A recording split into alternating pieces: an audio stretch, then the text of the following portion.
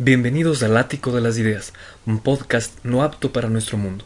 La cultura ha salido de las galerías, bibliotecas y cafetines y ha dado origen a un espacio dedicado al análisis, debate y reflexión sobre temas de filosofía, literatura, política y artes aplicados al contexto actual de nuestro mundo. Lenguaje claro, entrevistas valiosas, ideas potentes y divergentes, un sitio de pensamiento destinado no solo a intelectuales, y en el que la corrección política se quedó fuera.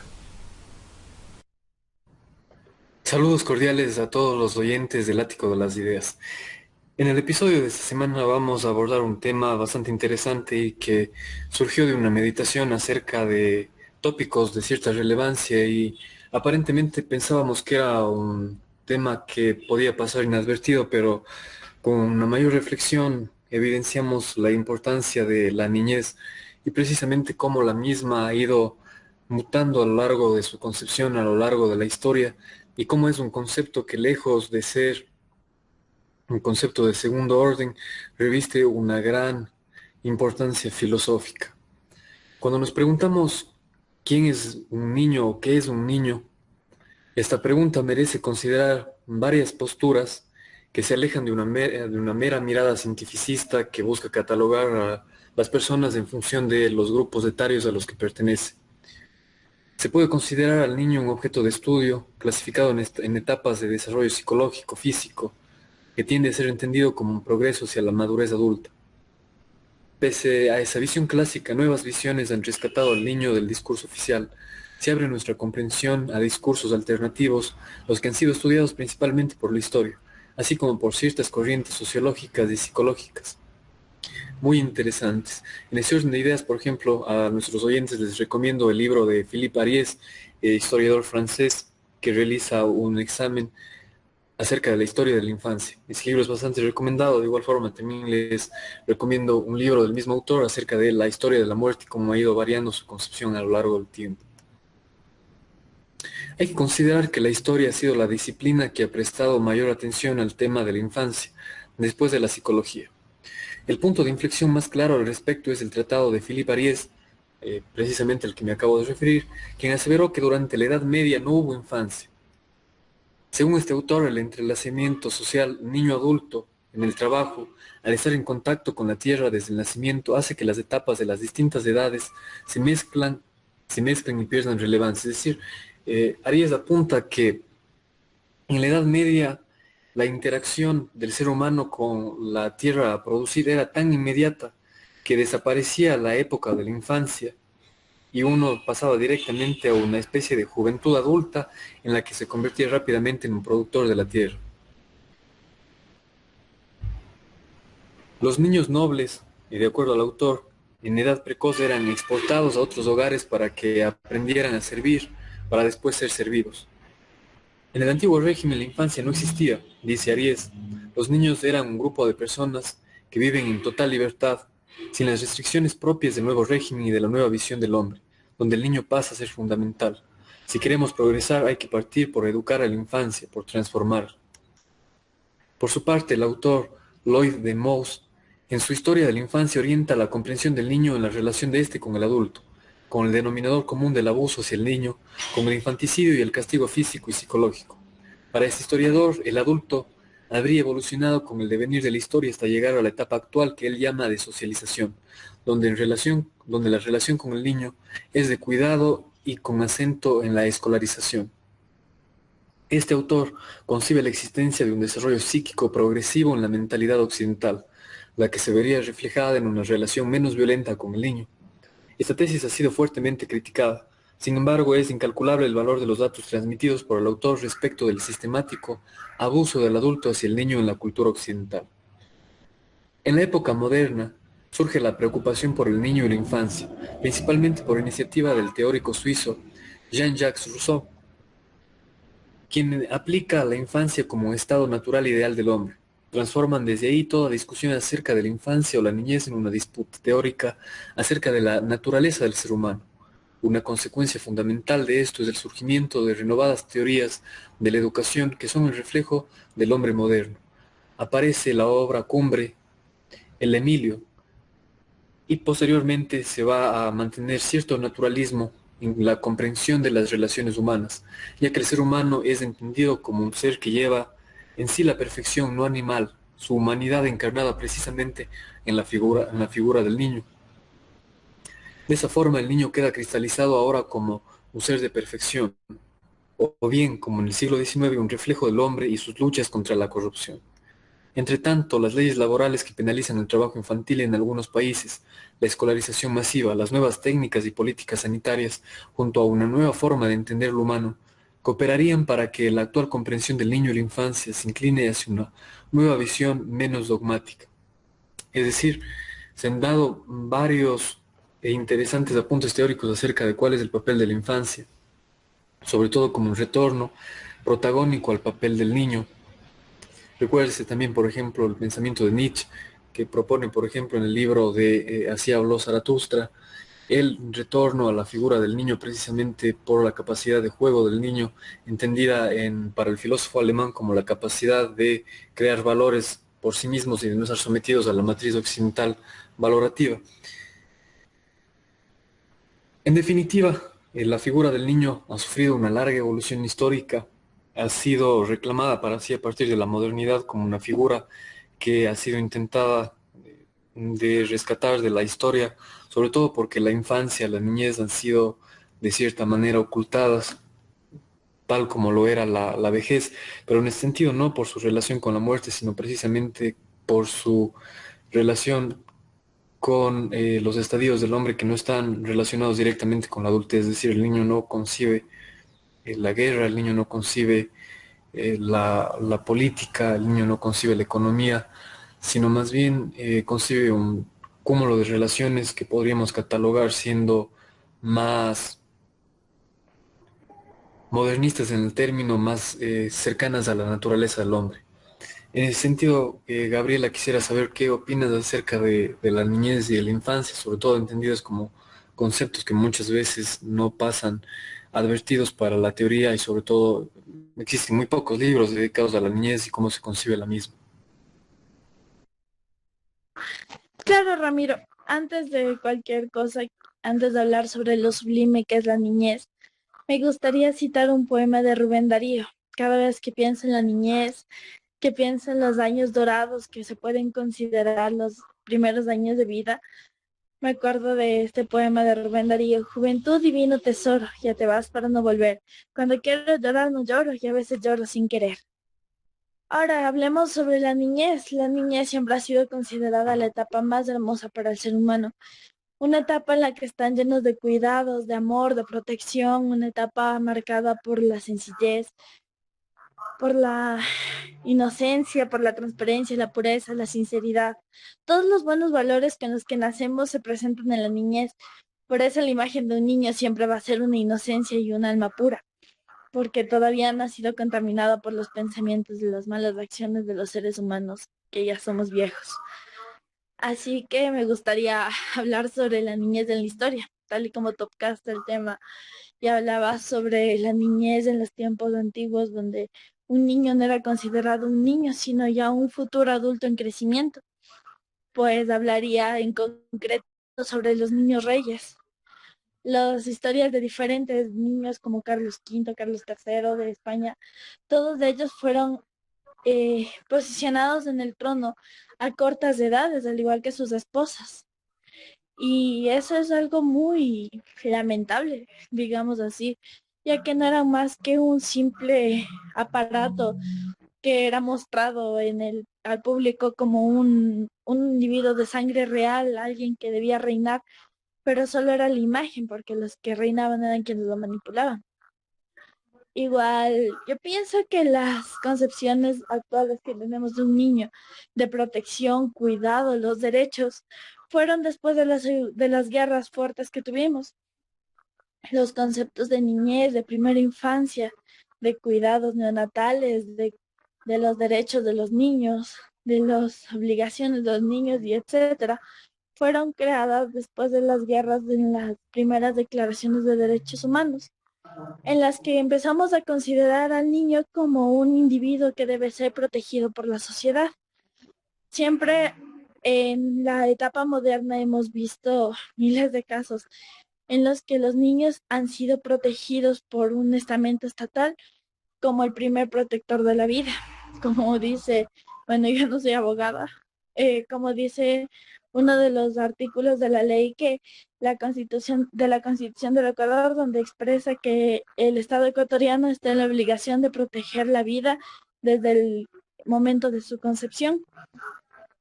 Entonces ahí cabe decir que los niños son la primera forma de vida que deben ser protegida, tanto por sus familiares, sus padres, sus hermanos, su círculo familiar, como por el Estado. Y si es que hablamos de una niñez, pues el desarrollo pleno, todos esos conceptos se han ido modernizando con el tiempo. Si es que hablamos desde unos años, podríamos a veces algunos recordar el castigo que nos daban nuestros profesores en la infancia, en la que la típica frase educativa era la letra con sangre entra. Muchos crecimos con ese concepto tan neandertal de la educación y algunos hasta damos gracias de haber recibido ese concepto. Pero ahora los nuevos derechos, las nuevas reformas, los nuevos pensamientos, la nueva ola de padres de familia que fueron criados bajo esos conceptos, pues han cambiado esto. Ahora un niño, afortunadamente, la mayoría de ellos no pueden ser tocados por sus padres como un castigo. Y ese es un avance enorme a tantos años de educación abusiva, al igual que una crianza abusiva. Ahora los niños tienen más derechos, ahora los niños tienen más libertades, más protección, más espacios de desarrollo, tienen más formas de desarrollo, tanto psicomotriz, desarrollo social, psicológico. Y eso es algo bueno porque estamos generando unos niños que en un futuro serán adultos que efectúen un cambio en la sociedad. Hace poco tengo un hermano menor y hace poco estuvimos realizando un curso de paternidad entre todos los miembros de la comunidad educativa. Y ahí nos explicaban que a los niños debemos ayudarles a generar conciencia ambiental, a generar conciencia social, a que deben ser agentes de un cambio social. Y eso es diferente a lo que en una infancia como la que vivimos la mayoría nos enseñaron, donde la educación y la enseñanza era tan rígida que clases como cívica y matemática eran obligatorias y el pensamiento era cuadrado. Ahora es una alegría pensar que los niños actuales pueden tener el derecho a pensar, a desarrollar, a crear y a cambiar. Así que me encantaría escuchar tu concepto, Ramiro. Sí, la infancia creo que, sobre todo en cuanto a su concepto y a su práctica social, se ha visto modificada.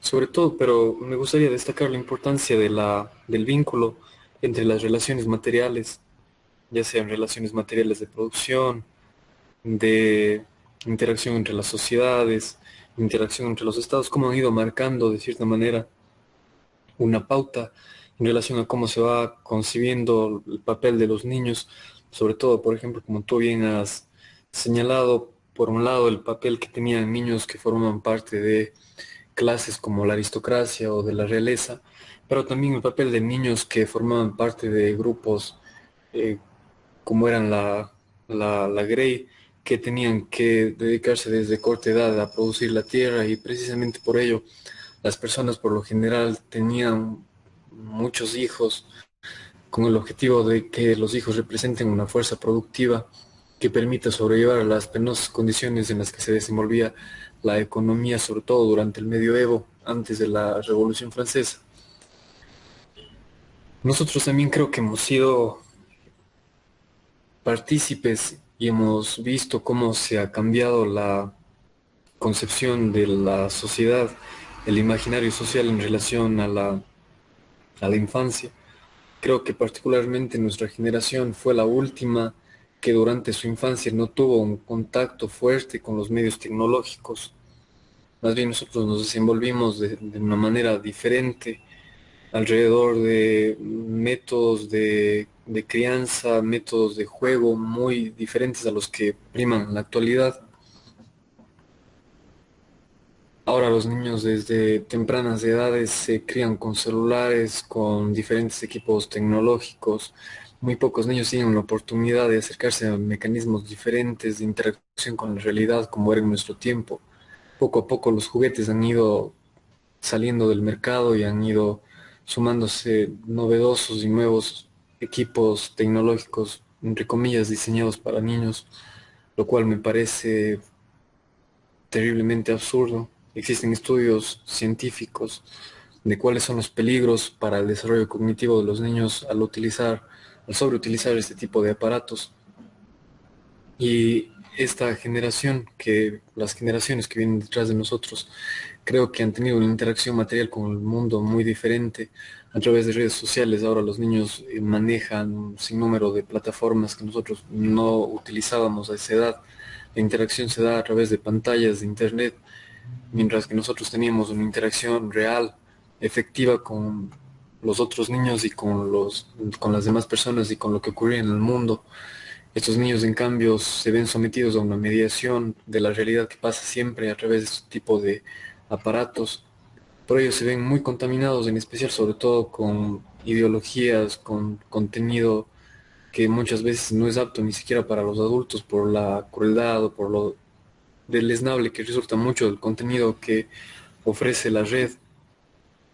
Y creo que eso también es un punto que debemos tener en consideración y que deberíamos cuestionar, sobre todo porque muy probablemente estos niños, la interacción que existía entre el niño medio de producción, niño parcela de tierra, niño arado en la antigüedad, está reemplazándose por una interacción niño equipo digital que sirve para intercambiar información. Y muy probablemente estamos atravesando una segunda época en la que muy probablemente va a irse eliminando la infancia. Vamos hacia una segunda época sin infancia, utilizando el lenguaje del historiador francés Ariès.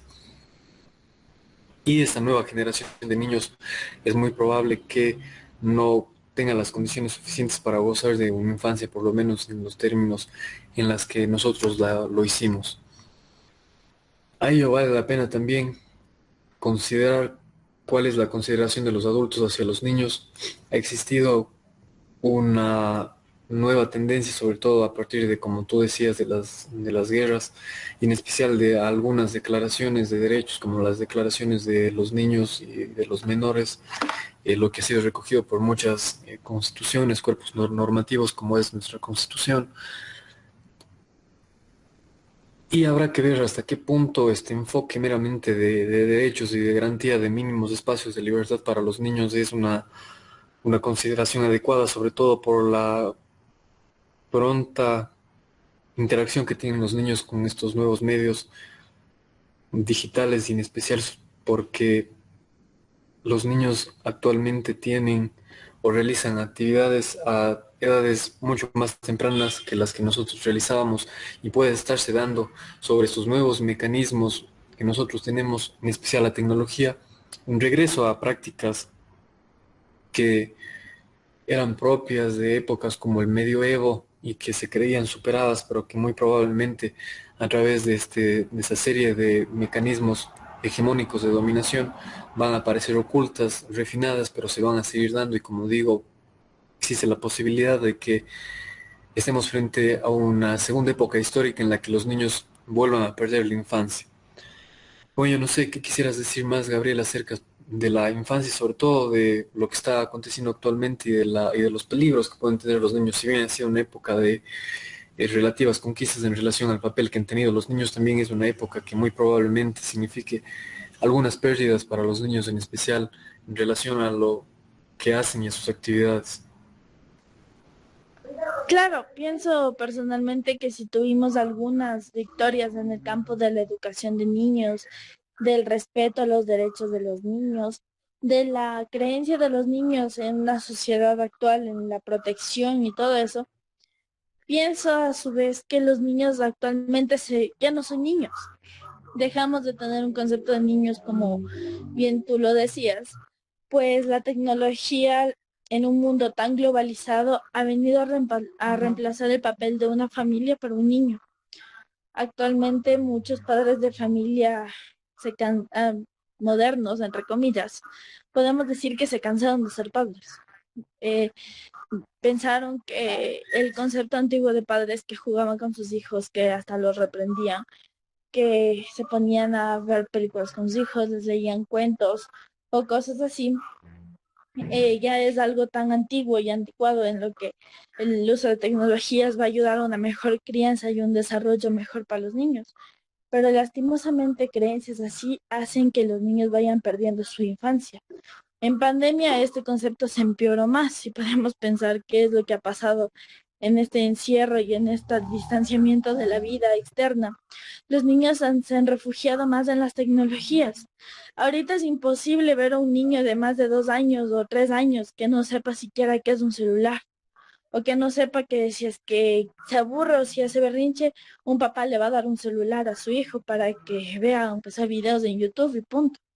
Lastimosamente, muy pocos padres se ponen a revisar qué es lo que sus hijos pueden estar viendo en redes.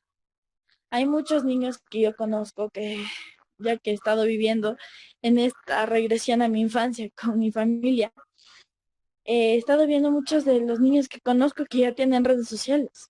Y pienso, niños de 8, 9, 10, 11, 12 años, ¿qué hacen con redes sociales? ¿A qué se están exponiendo? ¿Saben lo que es un manejo de redes sociales adecuado? ¿Saben lo que implica esta exposición constante a un mundo que no les corresponde? Eso es lo que ahorita estamos viendo. Y pienso que deberían crear políticas claves en las que a los niños se les prohíba utilizar plataformas que son inadecuadas, políticas hasta un poco fantasiosas, en las que podría decir que obligan a los padres a pasar tiempo con sus hijos y se les prohíba el uso de la tecnología, porque el uso de la tecnología les está volviendo robots y esclavos de ella. Me acuerdo hace un año, estuve realizando un curso de clown y nuestros profesores nos pedían que realicemos un invento que cambiaría el mundo de los niños. Y yo me puse a pensar que inventaría un robot que cuente cuentos y cante canciones y dé besos de noche, porque actualmente muchos niños no van a tener eso. Eso, mencionando a mi hermano, pues en la escuela le preguntaba a sus compañeritos cuando eran mucho más pequeño, les preguntaba a sus compañeritos si sus papás les leían cuentos de noche o si es que los arropaban y les daban besos en la frente. Y ellos sabían decir que no, que ellos nunca habían recibido eso de sus papás, que ellos nunca les habían arropado mientras les contaban un cuento hasta que se quedan dormidos, o que siquiera se iban a despedir y darles un beso de buenas noches. Eso es algo realmente deprimente, pienso yo, porque eso nos está dejando que seamos humanos con nuestra propia familia. Así que pensé que eso sería un invento revolucionario para todos los niños, porque muchos de ellos no pueden tener esa experiencia que muy pocos las tuvimos. Y el desarrollo y el involucramiento de la familia en la crianza, en la enseñanza y hasta en los juegos de un niño es tan primordial porque hace que se genere un vínculo con la familia. Hace que estos puedan tener, en el caso tan básico como contar cuentos de buenas noches, puedan tener un acercamiento directo a la lectura, algo tan fundamental en este tiempo que es la lectura y algo que se está perdiendo totalmente. El concepto de contarles cuentos de noche y eso les va a seguir llamando la atención y va a hacer que sean futuros niños lectores y futuros adultos que piensen, que escriban, que tengan sus propios idearios y que no sean mediocres de una sociedad tan absurda y patética. Y todo eso se está perdiendo sistemáticamente y todos los niños siguen cayendo en un abismo de continuismo, en un abismo de tecnologías, en un abismo de una vida tan vacía, de una infancia tan vacía como la que estamos viviendo. Como mencionabas de los juegos, pues muchos de los niños ya no saben ni qué es jugar con canicas. Algo tan lindo que jugábamos cuando éramos niños, algo que a veces regresábamos con una caja llena de canicas que habíamos ganado a nuestros amigos, o los tazos, o cosas así. Hay niños que ven rayuelas en el suelo y no saben saltarla, y la pasan a un lado, la pasan sin darse cuenta de ella. Tal vez tuve una infancia muy bonita, o tal vez hasta ahora sigo viviendo una infancia pero hasta ahora veo una rayuela y no tengo otra emoción más que ponerme a saltar, aunque todo el mundo me vea o use tacones, porque es algo que me hace recordar cuando era niña y me hace sonreír y me hace feliz. Igual ir a las escuelas, a veces a retirarles a mis pequeños, ir a retirarles y ver que los niños están jugando al lobo y incluirme en el juego. Es lo que tenemos que hacer como adultos. Los adultos siempre vamos a tener un alma de niño dentro y es nuestra misión sacarla y jugar con los niños y salir y jugar al lobo, a la caperucita, jugar las rayuelas, jugar los juegos tradicionales, porque eso no está primero que nosotros dejemos que viva el niño que tenemos dentro y no nos gane el aburrimiento y la seriedad de ser adulto. Segundo, estamos involucrando a los nuestros en algo tan familiar como es el juego a tempranas edades. Así que es mi pensamiento y me gustaría escuchar el tuyo, Ramiro. Muchas gracias. Sí, creo que, como bien tú dices, también existe una crisis bastante interesante en relación a la paternidad. Y esta crisis también yo creo obedece a una crisis estructural de nuestra sociedad. Creo que, como habíamos comentado anteriormente, en relación a la pandemia no ha existido una modificación mayor en cuanto a las relaciones, a lo profundo de las relaciones sociales. Esperemos nuevamente que lo que acontece actualmente sea una advertencia, que por lo menos exista un cambio en las prácticas, en la cosmovisión, en los conceptos y que la gente, como siempre mencionamos y que puede sonar excesivamente repetitivo, intente un poco pensar más allá de lo que aparentemente aparece como absoluto, de lo que se escucha en los medios de comunicación, de lo que aparece en Internet, de lo que aparece en YouTube, de lo que aparece en redes sociales, de que también la paternidad, más allá de una simple función, es también algo que debe ser fuertemente analizado, pensado por los padres. No simplemente se reduce a buscar en YouTube 10 consejos para padres actuales o 10 consejos para educar a tu hijo o ese tipo de libros que venden miles de copias acerca y que aparentemente ofrecen fórmulas mágicas para poder crear a las personas y para poder tener hijos excelentes. Con ello quiero decir que lo que acontece actualmente es la evidencia más sustancial de todo lo erróneo e incorrecto de los modelos que imperan en nuestra sociedad. Yo de una manera muy pesimista he visto que la pobreza, sobre todo de las generaciones actuales, me incluyo obviamente, y mucho más de las generaciones venideras, en especial por la interacción que tenemos con la estructura material de la sociedad. Y en ese sentido, yo nuevamente hago un llamado a todas las personas que nos escuchan a que se reformulen, porque muchas veces alguien puede pensar que hacerse preguntas es algo inútil, que es una pérdida de tiempo, que evita que yo gane dinero o que hace que pierda tiempo en mis actividades. Sin embargo, muchas veces el pensar puede hacer que precisamente lo que uno hace sea altamente cuestionable, que lo que uno piensa como algo que está absolutamente definido realmente aparezca como algo que puede modificarse o que es altamente criticable. Nuevamente con ello quisiera finalizar, agradecerles por acompañarnos una semana más en el Ático de las Ideas. Saben que este espacio está permanentemente abierto a ustedes. En el caso de que quieran difundir su material de carácter literario, poético, artístico, si quieren realizar artículos de análisis político, de cine, de arte, pueden enviárnoslo y nosotros con todo gusto lo vamos a publicar. De igual forma, si quieren dejarnos comentarios o sugerencias, pueden hacerlo. De igual manera, no dejen de seguir todos los proyectos que hemos compartido en redes sociales y de estar muy atentos a lo que vamos a ir proponiendo porque van a encontrar muchas sorpresas. Y finalmente les hago la invitación que les reitero todas las semanas. Piensen, reformulen los conceptos y piensen un poco más acerca de su papel concreto en la historia. Con ello me despido y espero que nos acompañen la próxima semana.